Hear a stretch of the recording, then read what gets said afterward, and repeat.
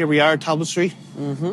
Everybody's come through the doors of this building, haven't they? And all sorts of things. Yeah, they've come through for the complaints, confessions to murder, and of course Jerry Hutch snuck in this building as well late at night one night and did an interview.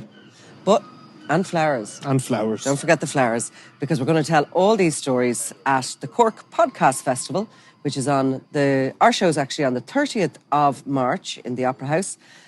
Tickets are on sale from the corkpodcastfestival.ie, and they're selling fast. We've only got, 2 weeks left? 2 weeks left, yeah.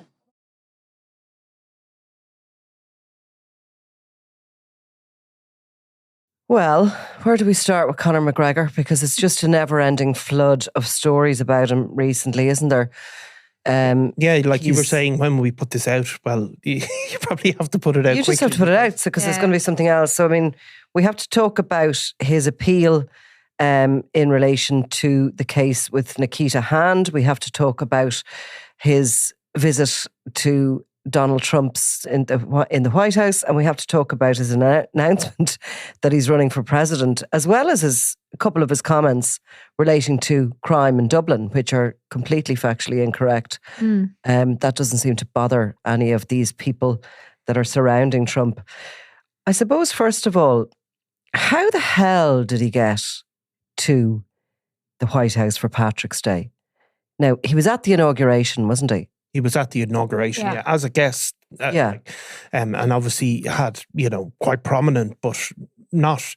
He shook hands with Donald Trump's wife, Melania, as she walked through the crowd, as opposed to having a kind of a private meeting with the Trumps. But obviously something maybe was set up at that point, and he came back on Paddy's Day, which was caused a bit of controversy, let's say that. Yeah. Now, the Trump administration likes a bit of controversy. And so Donald Trump is a big UFC fan, big boxing fan, a friend of Dana White, as far as I know.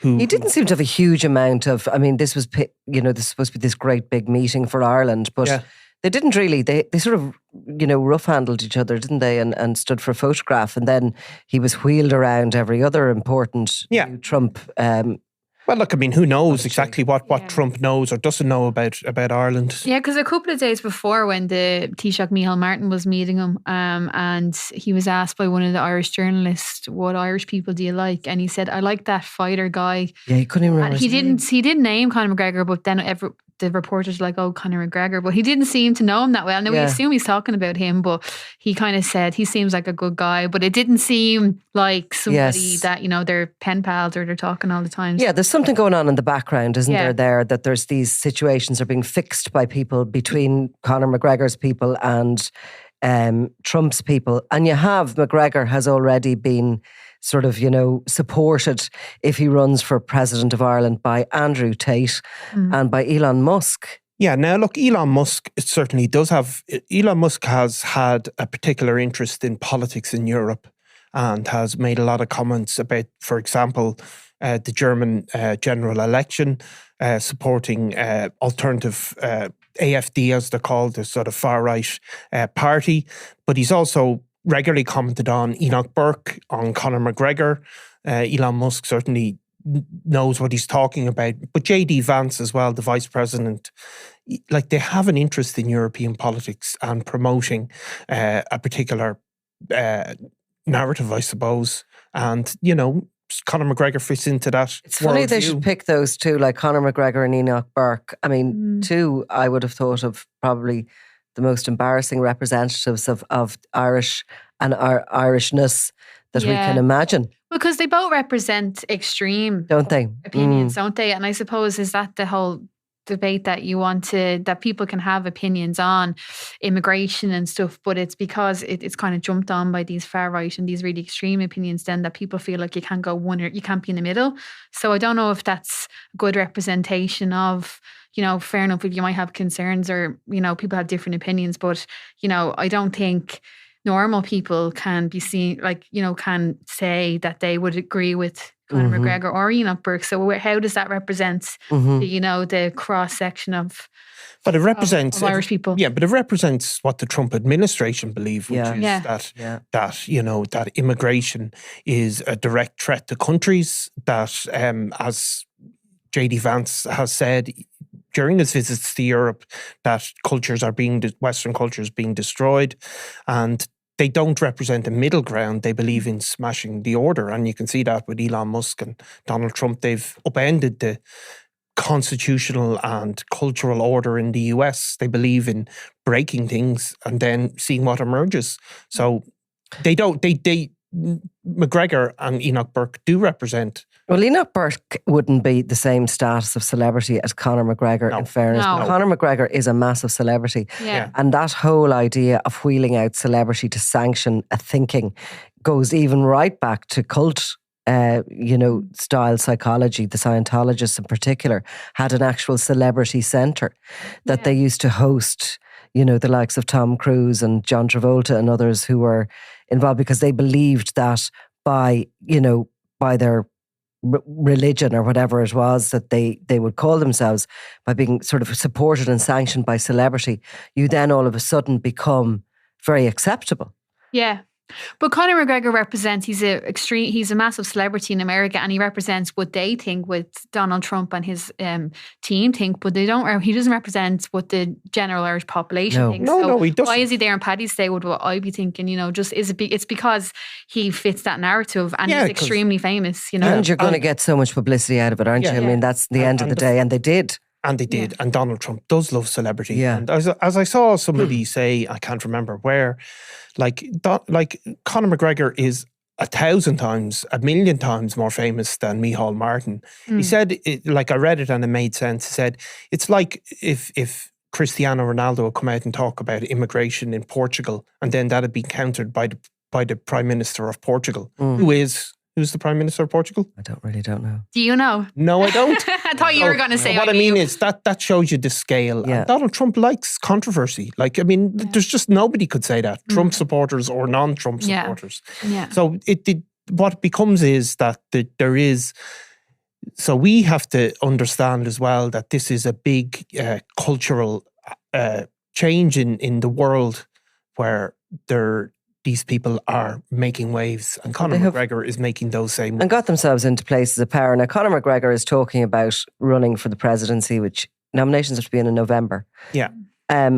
He seems to completely misunderstand the role of the President of Ireland. I think he sees himself as if he should get in, as being of similar status and have similar powers as Donald Trump. But of course, it's not like that here at all. No. The Irish presidency is really a figurehead. Non-political, symbolic figurehead of the country. Yeah, he obviously still has to sign in legislation and all, but that's all just formality stuff, isn't it? Well, it is formality, but again, this is what people said about Trump. You can't do this without the approval of Congress, and he's gone off and doing it. So this is a cultural thing as well, where the Americans believe in executive power, and that's what Conor McGregor is saying. You can say it's only a symbolic. I mean, he does have a symbolic role, and he's not going to sign legislation. So I'm not saying being the president of Ireland gives you very, very limited powers. But yeah, it all fits into the general pattern. Now, whether he could ever manage to get a nomination together is another matter. Yeah. We've seen people like Gemma O'Doherty before attempt to run for election. Is it 20 Dáil deputies you have to get? 20 members of the Oireachtas and 4 local authorities behind you. So that would be a struggle, you'd have to say. Now, he was in New York or Washington along with Phil Sutcliffe, former Olympic boxer, who, if you remember, ran for the general election along with other candidates like Jerry Hutch. I think Jerry Hutch called him out as being somebody that he... like-minded or... somebody he knew. He said like-minded. I think he said he knew him, or he sort of wished him well or something like that. He sort of fell off the ballot book very quickly, though. Well, he split from the party, didn't he, that he was running with? Yeah. And they put out a statement. And then this was the same week that he was at the McGregor trial, wasn't it, if my memory serves? He was at the McGregor trial as well, because I wanted to come on to that and the new developments in that. Yeah. So was he there every day? I don't know if he was there every day, but he was definitely, he was part of that entourage. Yeah. That shows strength on the day that the verdicts came in. What do you do? Sorry, no, What did you do? No, my wallet dropped there. I thought you had a little temper tantrum. I thought it wouldn't make much noise, your wallet. Yeah. It was not fun. Yeah. I thought it was like... That's all. So look, I mean, the thing about the McGregor thing is, right, like we can be snooty about it here. And I think we are entitled to be a bit snooty about it. But there is broader political trends going on. And McGregor is representing a voice there.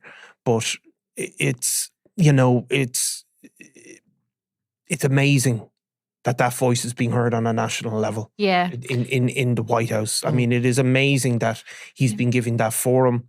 The idea that he's going to be the president of Ireland is being put out there, but you know, it is staggering to see him in that White House and, you know, given that pride of place on Paddy's Day. It is stunning. It's stunning. But it's I don't know if we would use the word snooty, like, because I don't, people have different opinions and they're entitled to them. And, you know, he does represent a certain section of society, and that's absolutely fine. But my point is that some of the things he says, I don't actually think they're factually correct in terms of the stuff he's putting up about, you know, making orders to the government. And then, you know, when he's there, he's standing there with a shamrock as if he's been given some kind of like mandate, or, you know, he's been given support by a large portion of society. So not just the minority who support him, to go and represent us. And that isn't actually the case. No, I agree with you totally. Look, there's two things going on. Like what Conor McGregor is saying about Dublin, for example, being one of the most dangerous cities in the world.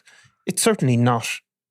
It is. It's actually one of the safest. It is. There is social problems in Dublin. We speak about them all the time. There's a degree of violence that happens in every major city. There are pockets of extreme social problems. There's issues, but these are issues that are ubiquitous in every single city. They are quite normal. Dublin's level of crime on the streets is not comparable to many places in the world. Mexico City, you name them. There's so many countries that are genuinely more dangerous. Now, even if Dublin was dangerous, the idea that that danger is caused by our immigrant population is also not sustainable. We have an immigrant population. I can't remember the exact figure off the top of my head, but the vast majority of and proportionate amount of the crime is caused by the immigrant population. To the proportion of society. A lot of the problems, the social problems existed long before we had high levels of immigration in this country. Deprivation, disenfranchisement, they always play a role. To paint Dublin or Ireland as some sort of country that's gone to the dogs, it's just not true. I mean, I'm old enough to remember the 80s, the 90s, the 2000s and the 2010s. It's a myth. But even if it was true, it's not an immigration problem. The other part of me does sometimes feel a bit of discomfort with everything being shut down from what people say. And of course, I'm not saying we're being snooty, but what I'm saying is there has to be a way to have a debate about some of these things that is, you know, that reaches the ordinary person. And we've talked about this again and again, Nicola, after the riots and all that. There's something about that rings wrong to me. But the facts of what Conor McGregor is saying, I think, are simply unsustainable.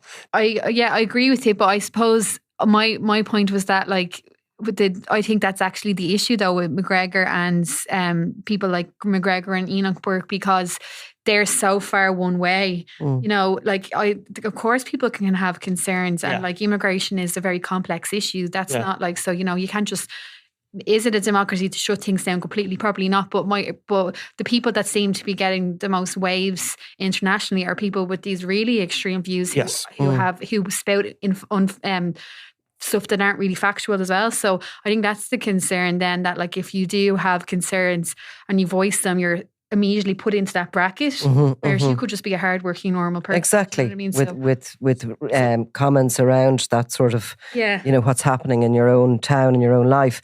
I think, you know, what was also being brought up in all this was this collection of people who are gathering together, of these sort of like-minded individuals. And, you know, Trump and McGregor obviously have civil actions, lawsuits in relation to rape in their background. And also Andrew Tate and his brother, who attended a UFC event in March, as soon as they came back to America, they were, of course, were in Romania under house arrest, and, you know, inexplicably they showed up back landing on American soil not long after Trump's inauguration. He claimed he knew nothing about them or about any plans to have them brought back. But there's been lots of campaigns, women's groups, you know, wanting them to be extradited back to Romania to face these human trafficking charges. But they're all sort of gathering, and they're all sort of this toxic masculinity all together. Have you been watching the Netflix show Adolescence? I haven't yet. It's on my list. Like, it is really stark drama. Won't ruin it for you, but it's around these sort of this attitude of these incels. And I mean, there's a teenage boy, obviously, who is following the sort of that Tate diktat on the internet and all the rest of it. And it's like as if they're having their moment, all these people. I mean, obviously they're having their moment because Trump has been elected, and it's like, you know, it's a free reign for anyone. The likes of Conor McGregor standing there, like, he's lost the run of himself. Because, I mean, he is living in this country, and none of what he has said there really is, a lot of it, not accurate.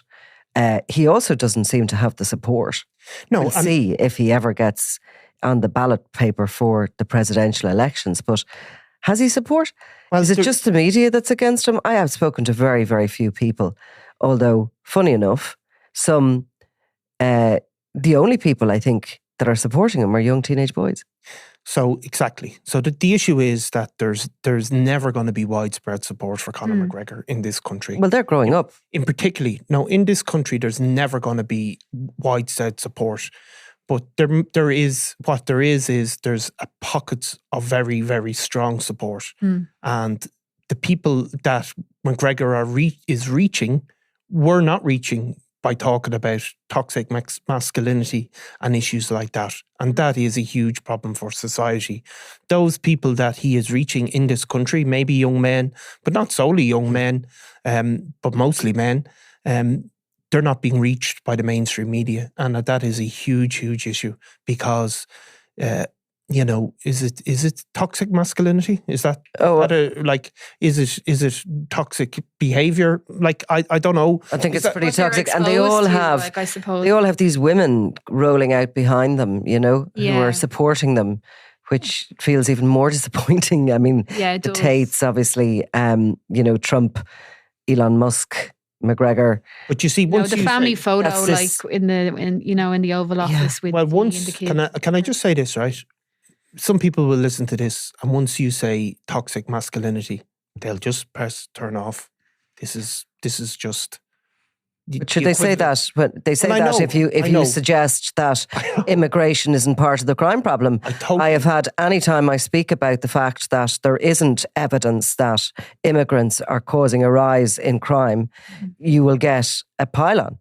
So there's lots of things you can say that will also result in people hitting the turnoff. There is. And there's nothing you can do. No, there'll be nothing we should do, right? No. But there is something that's failing to reach them people as a society. I'm not saying it's your job or my job. No, but the people who are reaching them are the likes of the Tates and the likes of Conor McGregor's with their poisonous attitudes towards women and towards how things should run. So how do you reach them people? Well, I don't have the answer to that, but they're who are reaching them. So as long as they're reaching them and they're almost feeding them this sort of cult-like ideology of how the world should work, I don't know. You need to take them as separate individuals. You need to get into the schools. You need to get down with them before they start actually being convinced of this stuff that they're coming out with. That's how you have to deal with it and handle it, because they are very young teenagers, and that drama as it is unbelievably good and well presented and timed as the reveals come through it, you know, when you realise that this is going on in the background. It's just excellent. I advise anyone to watch it. I wanted to just ask Eimear, what was the update? Because one of the many stories that's come in about Conor McGregor, of course, is the update on this appeal that he's taking against the verdict of the jury in the civil court that he raped the hairdresser Nikita Hand in, 6 years ago, was it? Yeah, it was 2019. 18, was it? 2019, I think. Yeah, so the case is back up today. I don't think either of them were there. It was a very brief hearing, but basically he's looking to get fresh evidence from 2 witnesses brought into his appeal. And there was just a little bit of back and forth with Remy Farrell, his senior counsel, and Nikita's Hand, senior counsel, when they basically said that they agree on some things, but not on all things. And her counsel was basically saying, you know, that they don't think that fresh evidence should be brought in if the judge decides that there's going to be a retrial. Then they can bring in the fresh evidence, but it shouldn't be allowed. And then it was basically just technicalities then where the judge was kind of saying you have to bring an application. So McGregor says he has 2 fresh witnesses, is that it? There's fresh evidence from evidence people. From 2 people. So what happens in these cases most likely is that he had evidence from witnesses or evidence that the judge during the first trial didn't allow to be admitted. And so he would have attempted to admit it, but it wasn't accepted, and therefore can be part of the appeal. He can say, well, we attempted to admit it during the original trial. The judge didn't allow it, so it should be admitted now, rather than, I suppose, plucking somebody out of fresh air that hasn't been heard. They are describing this as fresh evidence. They are, but it's fresh evidence in terms of in most of these cases it'd be something that was ruled inadmissible or partly inadmissible. You know, generally the rules are that you can't bring something in that hasn't been at least featured in part of the original case.